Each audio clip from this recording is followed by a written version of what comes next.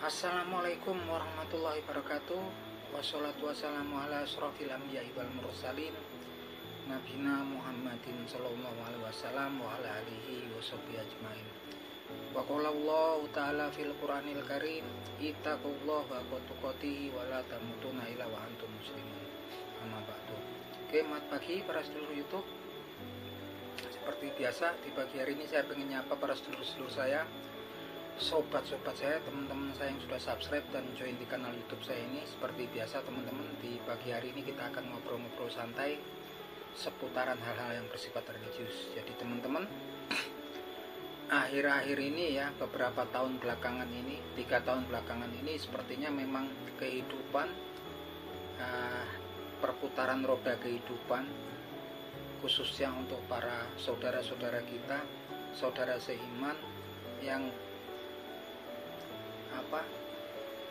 posisinya perekonomiannya menengah ke bawah ini, tampaknya saat ini memang betul-betul sangat merasakan himpitan kehidupan dan kesulitan ya.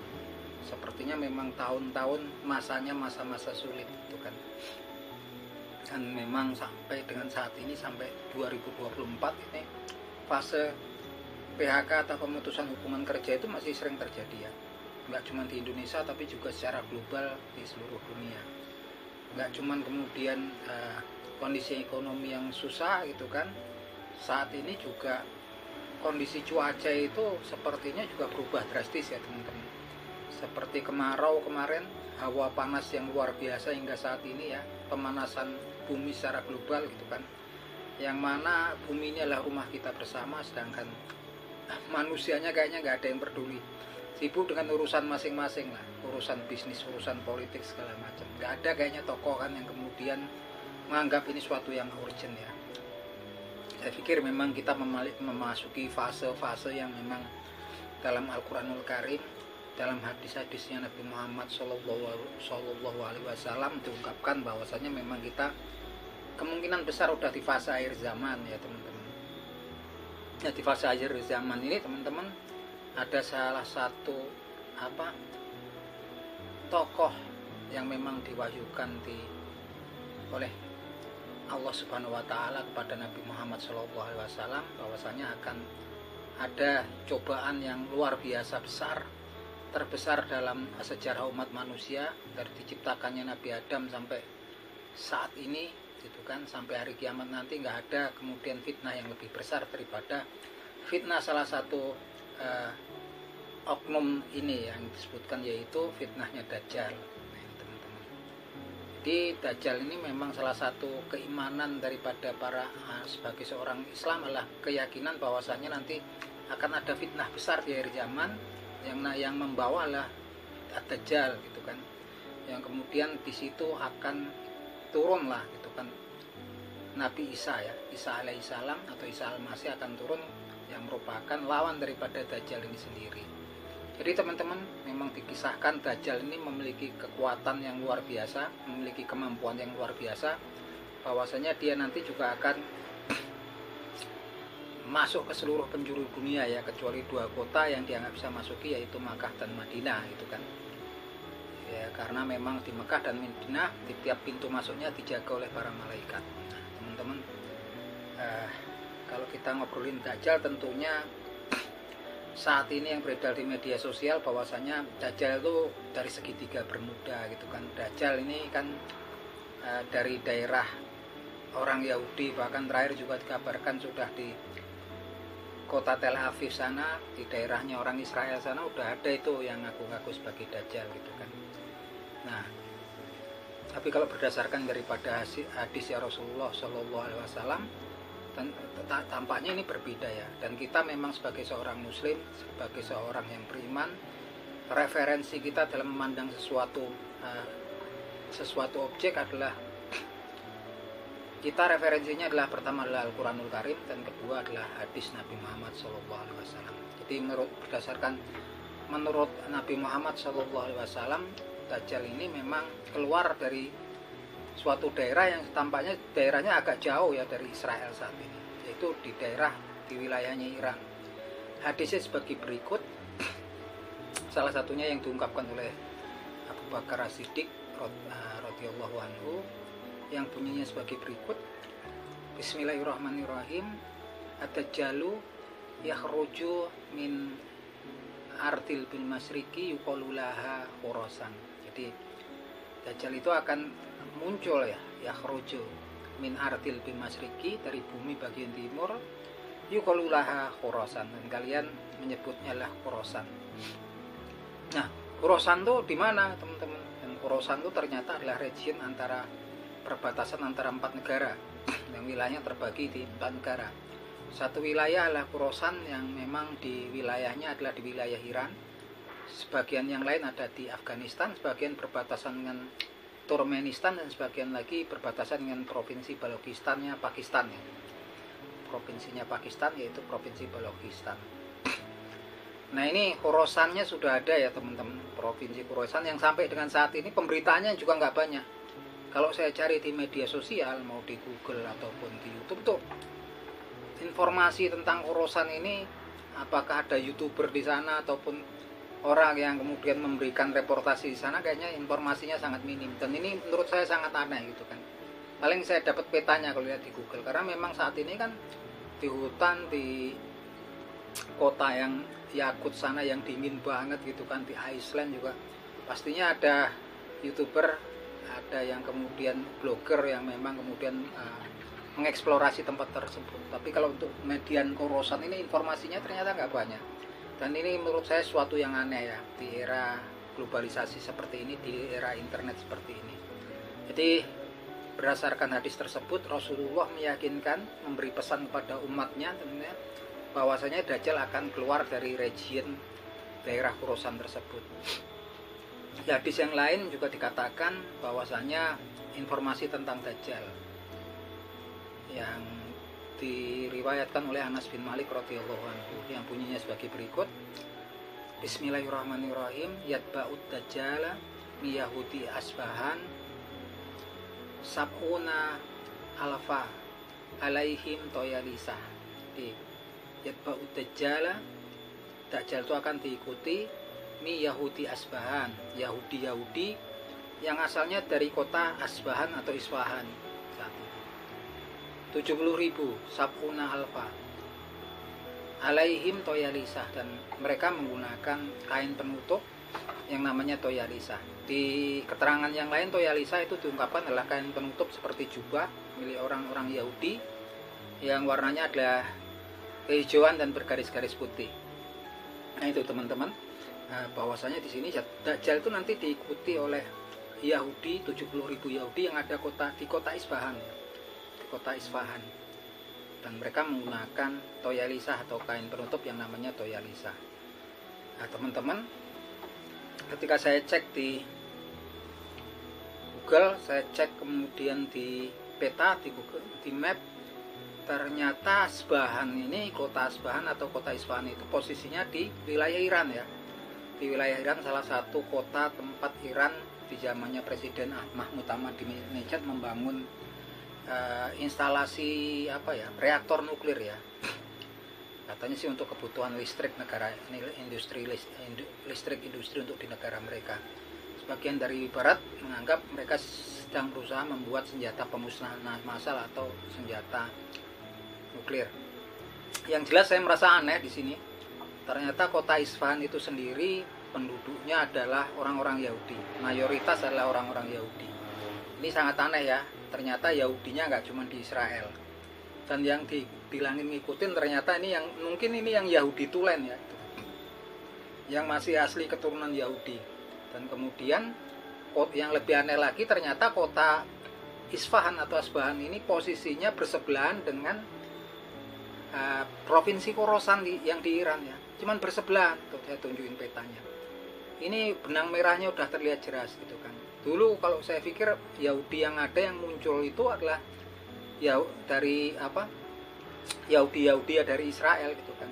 Nah ini mungkin ya, karena memang sebagian ahli juga berpendapat bahwasanya kemungkinan besar Yahudi yang di Israel itu adalah Yahudi Blestran atau Yahudi Ashkenazi yang memang sudah bercampur genetiknya dengan orang kulit putih di Eropa, karena mereka dulu kan diasporanya ke Eropa ya. Dan sebagian juga berpendapat bahwasanya Bahkan ada juga yang sebenarnya nggak ada genetiknya Yahudi, karena ketika dulu banyak orang di Eropa Timur juga di zaman dahulu kala juga yang kemudian dari Eropa Timur yang kemudian memeluk agama Yahudi, walaupun mereka juga bukan secara genetika bukan Yahudi gitu kan. Nah ini yang sebagian kemudian disebut juga sebagai Yahudi Ashkenazi gitu kan. Nah saya nggak tahu kalau saat ini kan memang yang lagi berkonflik adalah Israel, Yahudi Israel yang berkonflik dengan para pejuang Palestina di jalur Gaza. Dan ini pun memang susah untuk berakhir karena memang di hadis Rasulullah SAW juga mengungkapkan bahwasanya akan ada sekelompok dari umatnya Allah Subhanahu Wa Taala yang akan terus berperang mempertahankan agamanya Allah Subhanahu Wa Taala, dan mereka nggak akan pernah bisa dikalahkan, dan mereka pun akan terus berjuang walaupun diselisih oleh kelompoknya sendiri maupun nggak dianggap, juga mereka tetap akan berperang untuk membela agama Allah, dan kemudian sampai dengan hadirnya hari kiamat nanti ya, menjelang yaumil akhir.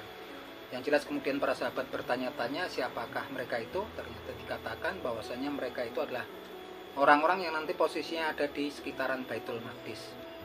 Makanya sekarang nggak usah heran gitu kan kalau kemudian Palestina juga nggak ada yang bantu ya, sampai kemudian banyak yang meninggal pun justru yang menuntut Israel melakukan genosida itu negara yang jauh dari Afrika Selatan, dan itu membenarkan hadis bahwasanya akan ada suatu masa orang-orang ataupun kelompok di luar Islam, orang kafir menurut menurut Nabi Muhammad dikatakan akan berebut kalian seperti berebut makanan di kobokan. Dan waktu itu banyak sahabat yang bertanya, apakah kemudian jumlah kami waktu itu sedikit? Rasulullah SAW mengatakan jumlah kalian sangat besar, gitu kan. Cuman seperti buih di lautan karena sudah terkena penyakit wahan. Apa itu penyakit wahan? Yaitu penyakit hubud dunia, cinta dunia, dan takut mati. Dan itu betul-betul terjadi karena memang Palestina saat ini korbannya udah nyaris 25.000 orang, yaitu dari orang-orang sipil, wanita, anak-anak, dan orang tua ya. Dan memang kemudian dunia juga nggak bisa berbuat apa-apa, nggak bisa berbuat banyak. Event itu juga PBB, bahkan bantuan pasokan makanan untuk penduduk sipil pun dipersulit ya di sini. Yang jelas tapi pejuang-pejuang yang ada di Palestina untuk saat ini juga tetap susah untuk dikalahkan gitu kan. Begitupun Yahudi yang memang ditakdirkan di surat Al-Isra'il, referensi kita bahwasanya Allah mengatakan wa qadayna ila bani Israila fil kitabi la tufsiduna fil ardi maratain wala ta'luna uluwan kabira, bahwasanya sudah aku takdirkan, sudah aku tetapkan kepada Bani Israel di kitabku ini, di Al-Quranul Karim, mereka akan melakukan kerusakan di muka bumi ini kedua kali. Wala ta'luna uluwan kabira, dan mereka akan datang dengan kesombongan yang besar. Dan mereka itu kalaupun besar maupun apa, jadi kelompok besar yang ini memang salah satu memang ketetapan yang memang ditetapkan Allah Subhanahu Wa Taala, yang memang betul-betul nggak bisa terhindar ya.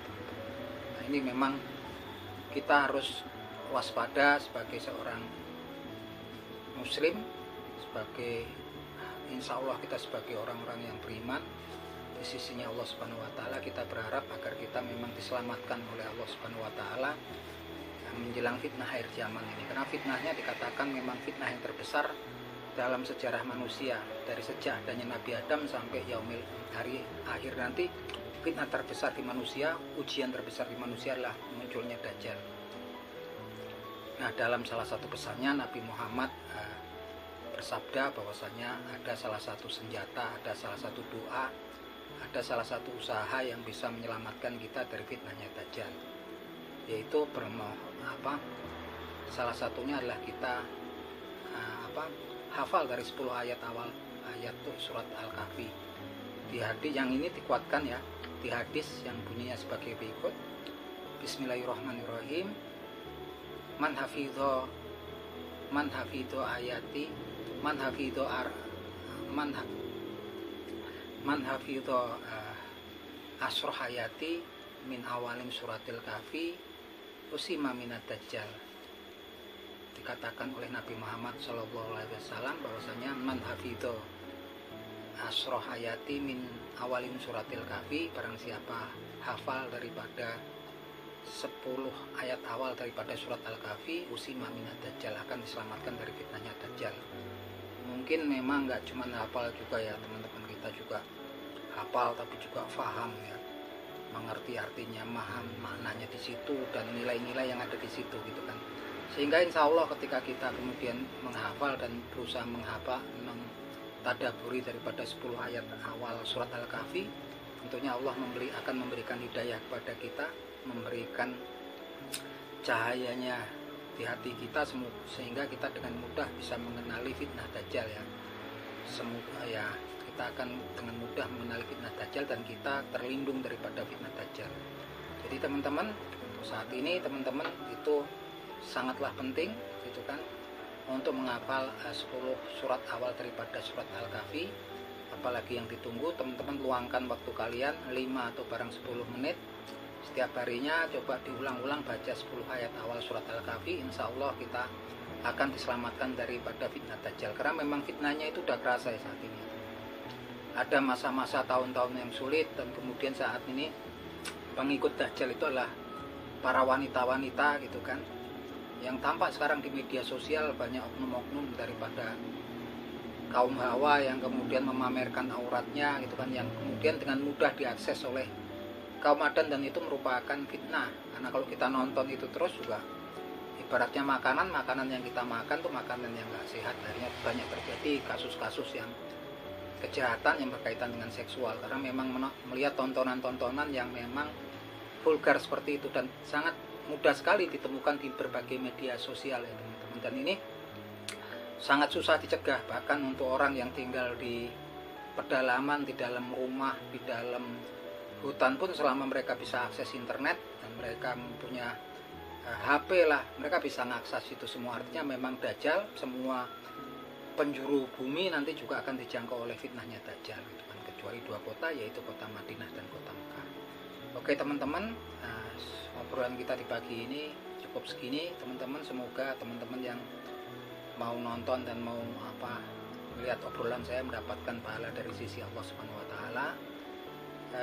Karena segala sesuatu ya, anak istri, kemudian harta kekayaan, kedudukan, jabatan itu sifatnya fana dan akan hilang, akan sirna pada waktunya nanti. Dan amal perbuatan, amal soleh, ketika kita membicarakan tentang kebesaran Allah Subhanahu wa taala, tentang hal-hal yang berkaitan dengan agama kita, insya Allah kita mendapat pahala dari sisi Allah Subhanahu wa taala, dan itu yang kekal ya di sisi Allah Subhanahu wa taala, dan akan kita temu di kehidupan kita nanti, pahalanya di kehidupan nanti kita nanti yang di akhir pasca kematian nanti. Oke gitu teman-teman, akhir kata wabillahi taufik wal hidayah. Wassalamualaikum warahmatullahi wabarakatuh.